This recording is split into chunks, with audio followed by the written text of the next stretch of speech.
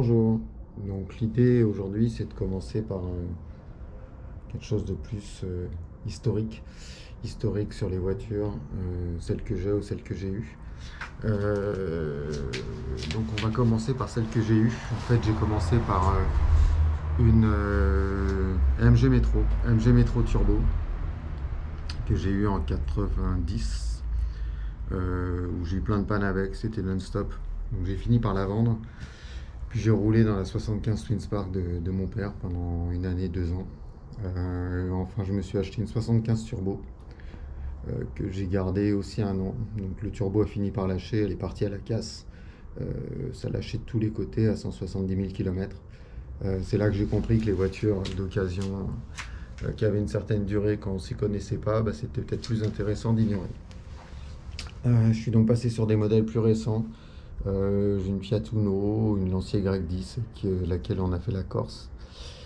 Puis enfin, une Marea HLX avec le 2 litres 20 soupapes, un joli moteur, fort sympathique. Et puis un jour, on est tombé en panne en Corse. Ça a pris 3 mois à la réparer, 3 mois pour obtenir la durite. Il a fallu retourner en avion sur l'île, ramener la voiture, repasser par le bateau. Enfin bon, une galère sans nom. Tout ça pour dire qu'effectivement les pièces Fiat étant que difficilement disponibles sur des modèles spécifiques, je me suis orienté vers une marque un peu plus, on va dire, franchouillarde, Renault. Et puis j'ai commencé par une Laguna 2 GT 205 avec ses 205 chevaux comme le nom l'indique, que j'ai adoré.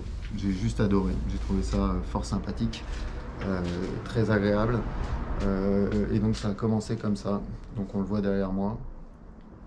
Puis une Laguna 3 quand elle est sortie, la Laguna 3 GT 205 également. Cette Laguna 3 m'a permis d'apprécier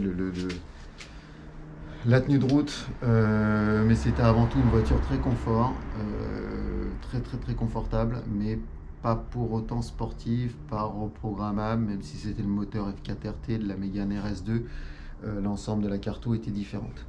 Puis ils ont sorti une voiture que j'ai encore, donc on va arriver sur la partie qui est un peu plus historique, puisqu'en fait ce que je voulais faire c'est aussi montrer les voitures que j'ai aujourd'hui. De voitures. Aujourd'hui j'en ai 5 pour être précis. 5 voitures. La première achetée, celle-ci, la Mégane GT 220, puis la Clio 2, la Fuego, la R5 et la petite dernière, la Ventline. Alors on va commencer par la Mégane que j'ai acheté il y a 8 ans. D'ailleurs je fais un aparté, mais j'ai fait un covering hier avec du Plastidip, ça rend très bien. Ça 40, déjà j'arrivais pas à retrouver effectivement un logo, et à 40 € c'est compliqué. Donc j'ai acheté il y a 8 ans, celle qui me reste. Sur un coup de tête, un coup de cœur, j'ai vendu la Laguna 3 très vite. Comme j'avais vendu la Laguna 2 très vite, on s'aperçoit effectivement que c'est des voitures qui se vendaient facilement, ce qui m'a rassuré sur Renault, avec lequel j'avais pas eu plus de problèmes que ça. La Laguna 2 un petit peu plus, mais bon, rien de dramatique non plus, toujours pris sous garantie. Donc j'ai toujours pris une garantie 5 ans sur mes modèles. Bon, pour le coup, celle-ci, ça m'a servi à rien, la Laguna non plus, la Laguna 3 non plus, la Laguna 2 un peu plus. Donc je l'ai acheté chez un mandataire, je l'ai refait reprogrammer.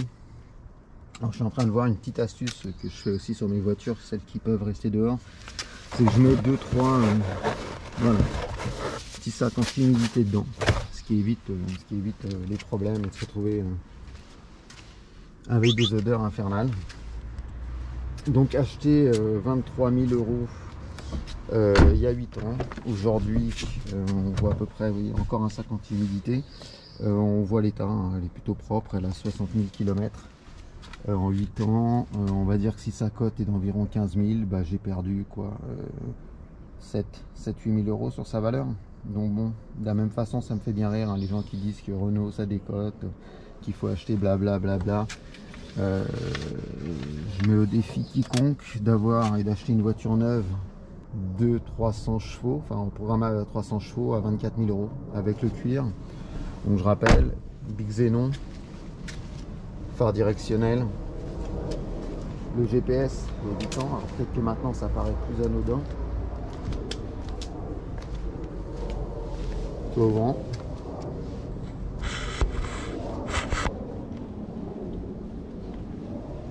puis une série limitée, hein, il doit y en avoir un grand coffre, c'est ce qu'il me fallait. Et donc on est parti de ça. Donc la première année, 20 000 km avec cette voiture. J'ai trouvé que ça faisait beaucoup. Et puis une opportunité s'est présentée pour celle-ci que j'aime beaucoup. Même si on la voit moins souvent. Je l'aime beaucoup, pourquoi? Parce que déjà c'est mon coffre-fort. C'est la gardienne, donc c'est celle qui sort le plus souvent, donc elle est juste devant le portail. C'est elle qui gère la sécurité, qui surveille ce qui se passe. Donc pour la rendre un peu stylée, j'ai peint les baguettes quand même. On fait tout dessus. J'en prends soin sans en prendre spécialement soin. Et en fait, elle est de 2004, elle a 130 000 km. Elle a fait une fois la Corse. Et la première année que la Mégane, on a fait 20 000 bornes, je me suis dit que c'était trop. Donc voilà. Celle-ci sert au quotidien, tous les jours. Je répare ce que je peux. Ma femme avait eu un petit carton, donc elle a un phare là qui est gris. Puis elle a un phare neuf qui est noir. Voilà, ça permet de repeindre les pare-chocs. Je sais pas si on le voit, mais sans pour autant se prendre plus la tête que ça. On l'a acheté, pour être honnête, 1000 € il y a 7 ans. Et en 7 ans, on a fait deux choses. Le capteur PMH, le fameux, et puis un embrayage. Voilà, ah, si on a fait la distribution l'année dernière. Parce que j'ai hésité, mais je me suis dit, bon, même s'il y en a pour 700 €, c'est le prix de la bagnole. Ça serait dommage que le moteur nous claque entre les pattes. Enfin, une Clio 2 comme ça peut faire 220, 230 000. Donc bon, tout le temps dehors. Et ça lui va bien. On s'en sert pour tout. Le sapin de Noël, les courses. Et du coup, la Mégane, en fait, a fait 40 000 en 7 ans. 20 000 en 1 an, 40 en 7. Et l'idée, c'est qu'elle roule de moins en moins. Donc ça, c'est notre modèle 2, celui que j'ai acheté à 1100 €. Enfin, il y a eu un moment où je me suis dit que je voulais une voiture de collection. Et on est arrivé sur ce modèle-là, la Fuego. Bon, j'étais un petit peu gonflé, je pense. Puisqu'en fait, quand j'ai acheté cette voiture, je l'ai acheté... j'avais jamais eu de voiture de collection. J'y connaissais franchement certainement pas grand-chose en bagnole. Mais je voulais une Fuego turbo. Et voici l'avenue. Bon, je la présente pas plus que ça. Elle a 184 000 km. J'ai refait 150 choses dessus. J'ai déjà décrit, enfin souvent des détails, hein, pas forcément des choses très pas importantes, mais bon, je l'ai acheté à Tarbes. 800 km pour la remonter, qui est un peu gonflé pour une voiture que je connaissais pas. Donc j'ai refait quoi? Ah, j'ai écrasé des moucherons et je les ai pas enlevés, d'accord. Enfin, je la nettoie, même si elle est sortie samedi, la vache. Alors l'avantage ici, c'est que sont protégés. L'inconvénient, c'est qu'il y a une poussière de fou. Ouais, je sais pas si on voit. Non, on doit pas voir. Enfin bon, il y a énormément de poussière. Si on doit voir sur le pare-brise, le pare-brise est quasiment... J'ai essayé. En soufflant. Non, ça se voit pas à la caméra. Bon, bref, peu importe. J'ai fait 150 choses différentes. Que ce soit les rétros, les essuie-glaces, les vitres électriques qui marchaient pas, le tout ouvrant qui n'était pas étanche. Voilà, la protection qui était absente, l'essuie-glace arrière qui marchait pas. Ça qui est, enfin, le logo qui était dégueu, les feux qui étaient usés, blancs ici au lieu d'être orange, le feu arrière qui fuyait, l'eau rentrait dedans. Vraiment des... Enfin bon, bref. Je reviendrai pas sur ce que je pense. J'ai changé les logos aussi, c'était des logos sans le dégradé. Alors, quand on parle de dégradé, c'est ça. Hein. C'est en fait là, on voit que les points sont serrés, quand là, ils sont beaucoup plus larges. Bon. C'est un détail. J'ai changé la moquette, j'ai repeint un petit détail. Je vais faire remarcher le clip, puisqu'il ne fonctionnait pas. Repeint par repeint.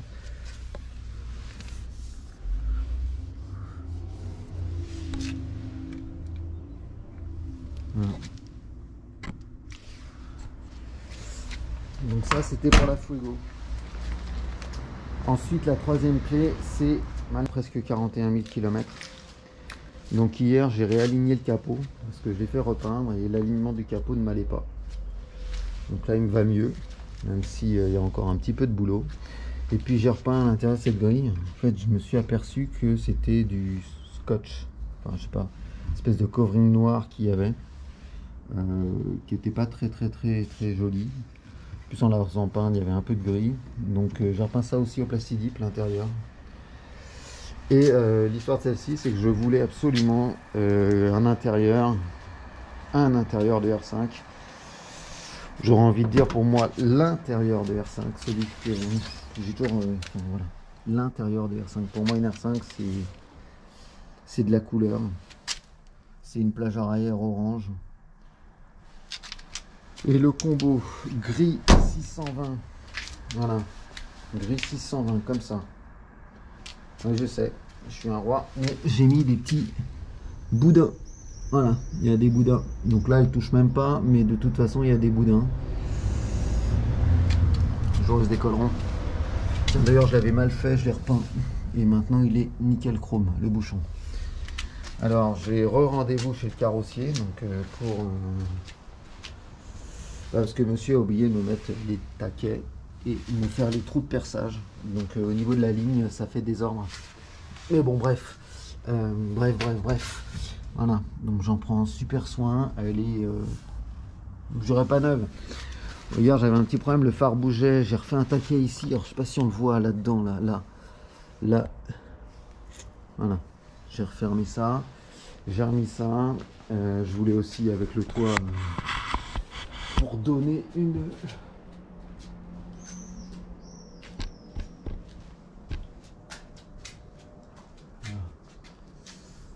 Cette vision-là est pour moi très sympathique. Et donc l'histoire, c'est que le monsieur à qui je l'ai acheté, que j'ai, avec qui c'est très bien passé, j'ai même payé des petits tapis de sol logotisés. Et le tapis de sol, il n'est pas là pour cacher la misère, hein. Il est là pour protéger la beauté. Voilà. Donc je vous fais même pas un dessin, mais c'est voilà, d'une propreté parfaite. Donc j'adore. Hop, je le remets n'importe comment. J'aime pas trop quand ça prend les marques. Et les sièges même conducteurs. Donc ce qui est hyper intéressant, c'est que même le siège conducteur, ce bourrelet qui est toujours affaissé, qui est toujours abîmé, n'a rien. J'adore cette combinaison, par exemple ça là, gris 620, argenté, plus rouille, et le ciel de toit. Alors le ciel de toit, pourquoi je l'aime aussi, je sais pas si on voit la caméra, mais déjà il est neuf, enfin neuf, il fait neuf, et ce sont des losanges. Ouais. Du détail, c'est-à-dire qu'en fait c'est une multitude de losanges. Donc déjà les petites lampes, je kiffe. Enfin bon, je kiffe tout sur cette voiture. Je kiffe tout. C'est 54 chevaux. Je pense que c'est la première voiture à avoir un sens du détail à ce point-là. Bon, du coup, mademoiselle est quand même relativement neuve. Je lui devais bien ça.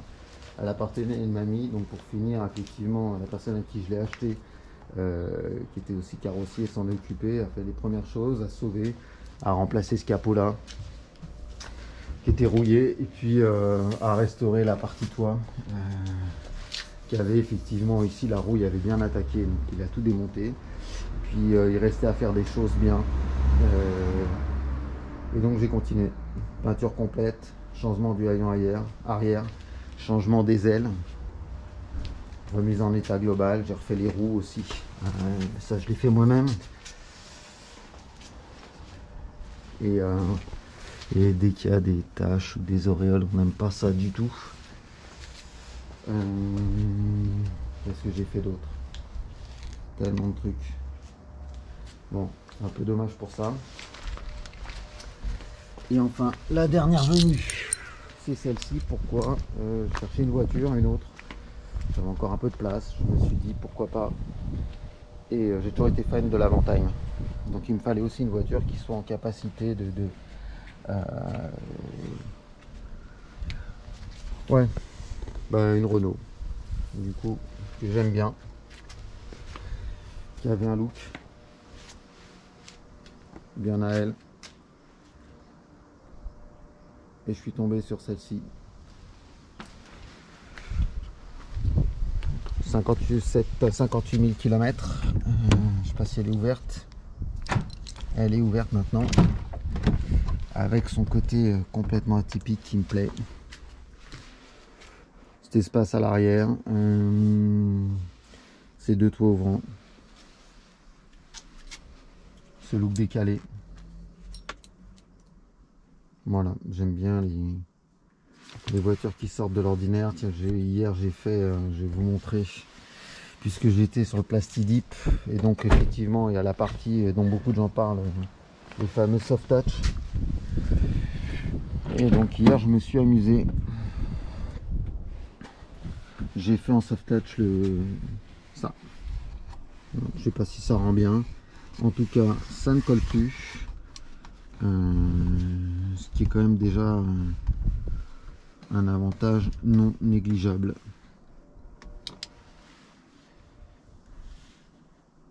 Qu'un défaut sur cette voiture, je trouve esthétiquement, c'est qu'est-ce qu'ils ont été collés la boîte à fusibles là au niveau de la moquette. On se demande un peu ce que ça, enfin je sais pas ce que ça vient foutre là. Bon, ça fait un peu repose-pied. Je me demande d'ailleurs si ça serait pas sympa de le refaire en alu.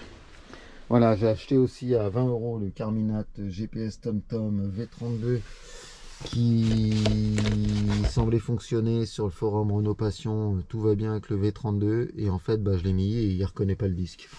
Bon, ça fait partie des joies de la voiture. J'ai cette pochette là aussi avec tous les trucs. Bon, donc j'ai refait un coup de propre. De la même façon, on voit que le soft touch ici est encore beau. Ce qui n'est pas le cas partout, donc je fais super gaffe. Mais bon, pour le coup là on est sur des choses vraiment très très sympas avec ces trucs ouvrants. Donc voilà, c'est la fin de cette vidéo. Et donc de l'Avantime. Je pense que j'ai fait le tour des voitures.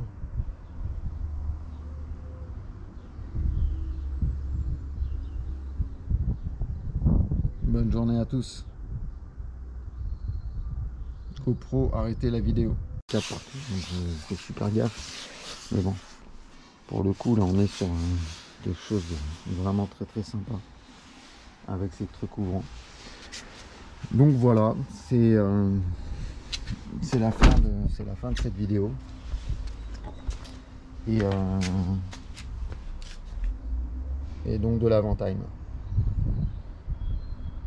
Je pense que j'ai fait le tour des voitures. Bonne journée à tous.